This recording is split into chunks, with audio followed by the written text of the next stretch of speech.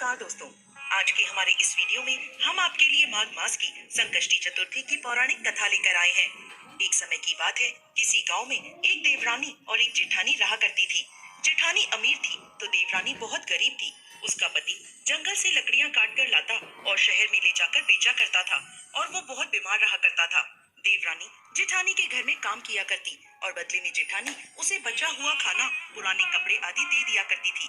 एक समय जब माघ मास की तिल चौथ आई तो देवरानी ने 5 रुपए के तिल और गुड़ खरीदा और तिल चौथ का व्रत रखा।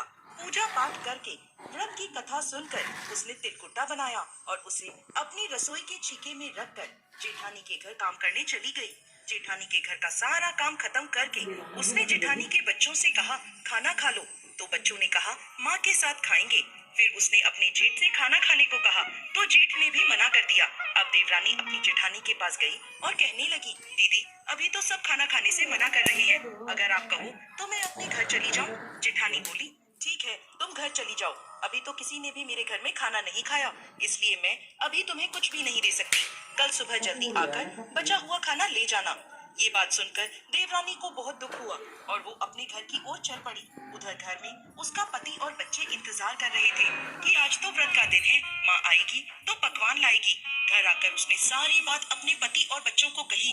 ये सुनकर बच्चे रोने लगे और उसका पति नाराज हो गया। पूरे दिन काम करने के बाद भी अगर तू 2 रोटी नहीं ला सकती तो तेरे काम का क्या फायदा।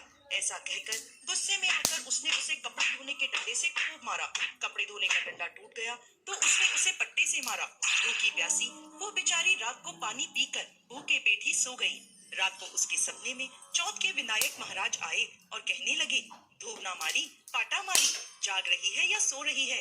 तो वो बोली, कुछ जाग रही हूँ कुछ सो रही हूँ। गणेश जी फिर बोले, मुझे भूख लगी है, कुछ खाने को दे दो। वो बोली, मेरे घर में तो अन्न का एक दाना भी नहीं है, मैं आपको खाने को क्या दूं। लेकिन हाँ, रसोई घर के छीके में थोड़ा सा पूजा का तिलकुट्टा रखा है, वही खा लो।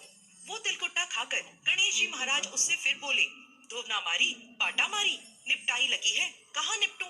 वो बोली, ये झोपड़ी देख रहे हैं महाराज, ये मेरी ही है, जहाँ मन करे वहाँ निमट लो। गणेश जी महाराज उसकी झोपड़ी में जगह जगह निमटते हैं। उसके बाद फिर उससे पूछते हैं, धोना मारी पाटा मारी, अब मैं कहाँ पहुँचूं। वो गुस्से में आकर उनसे कहती है, ये रहा मेरा सर, यहाँ पहुँच लो। इसके बाद गणेश जी महाराज अंतर ध्यान हो जाते हैं। अगले दिन सुबह उसकी आंख खुलती है तो देखती है कि उसके घर में चारों ओर सोने चांदी के भंडार भरे थे। उसके सर में हीरे मोती जगमगा रहे थे, अन्न धन के भंडार भरे थे। उधर सारा दिन निकलने पर जेठानी अपने बच्चों को चाची को बुलाने भेजती है। कहती है, कल खाना नहीं दिया तो बुरा मान गई, आज काम पे नहीं आई, जाओ जाकर उसे बुला लाओ। बच्चे दौड़े दौड़े चाची के घर आते हैं तो देखते हैं कि चाची के घर में तो सोना चांदी के भंडार भरे हैं। वो उससे कहते हैं, चाची चाची चलो, माँ ने बुलाया है। वो आगे से कहती है, बहुत कर लिया तुम्हारी माँ के यहाँ काम, अब अपनी माँ को मेरे यहाँ काम पे भेज दो। बच्चे वापस अपनी माँ के पास जाकर उसे सारी बात बताते हैं।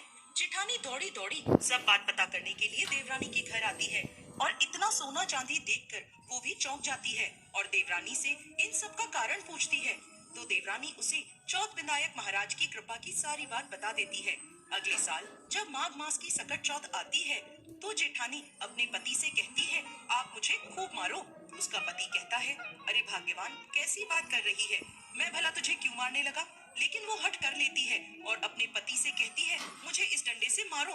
गुस्से में आकर उसका पति उसे कपड़े धोने के डंडे से खूब मारता है। अब वो खुशी खुशी खूब घी और मेवा डालकर तिलकुट्टा बनाती है और उसे रसोई में रखकर चादर तान कर सो जाती है। थोड़ी ही देर बाद जेठानी के सपने में चौथ विनायक जी महाराज आते हैं और कुछ खाने को मांगते हैं। तो वो कहती है, अरे विनायक जी महाराज, मेरी देवरानी के तो आपने रूखा सूखा थोड़ा सा तिलकुट्टा खाया था, मैंने तो खूब घी और मेवे डालकर तिलकुट्टा बनाकर छीके में रखा है, वही खा लो।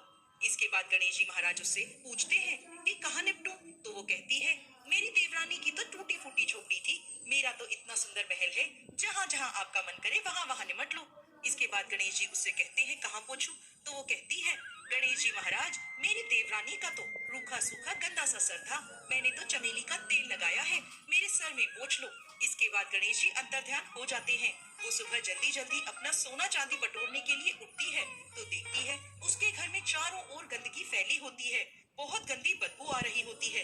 ये देखकर वो अपना सर पकड़कर रोने लगती है। पति उससे गुस्से में कहता है, ये ले, मिल गया सकट चौथ का फल।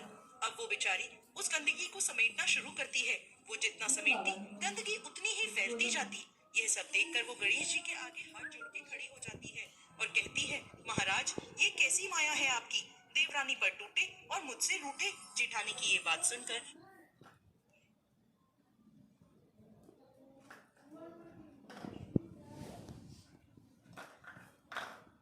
और मुझसे रूठे। जेठानी की ये बात सुनकर गणेश जी महाराज कहते हैं, तेरी देवरानी ने सच्चे मन से व्रत उपवास किया था, इसलिए मैं उससे प्रसन्न हुआ।